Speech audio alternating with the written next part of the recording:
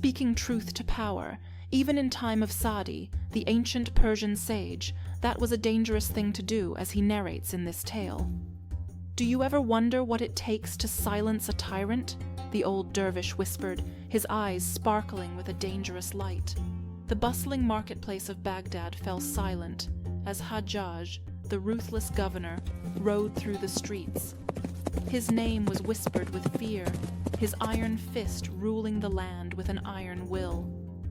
Yet, today, an odd rumor had reached his ears, a holy man who could grant any prayer.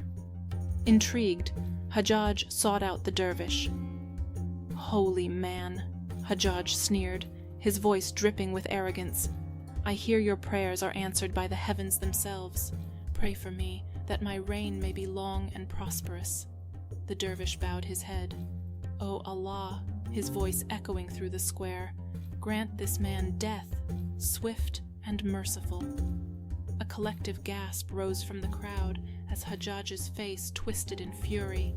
"Have you gone mad, old man? Is this how you repay my generosity?" The dervish raised his head, his eyes piercing Hajjaj's soul. "Generosity? Your hands are stained with the blood of innocence, your heart blacker than the darkest night. Death is a kindness, a release from the burden of your sins." Hajjaj drew his sword, his eyes blazing with murderous intent. But the dervish stood unyielding, his voice ringing with unwavering conviction. "Strike, tyrant, and seal your fate, but know this, your power is fleeting, your reign a mere blip in the grand tapestry of time." The sword trembled in Hajjaj's hand as he met the dervish's gaze. He saw not fear, but a profound sadness, a pity for a soul lost in the labyrinth of its own cruelty.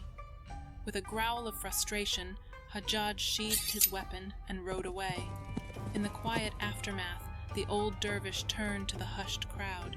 "Remember, power is a double-edged sword. It can build empires or destroy them. It can uplift the masses or crush their spirits.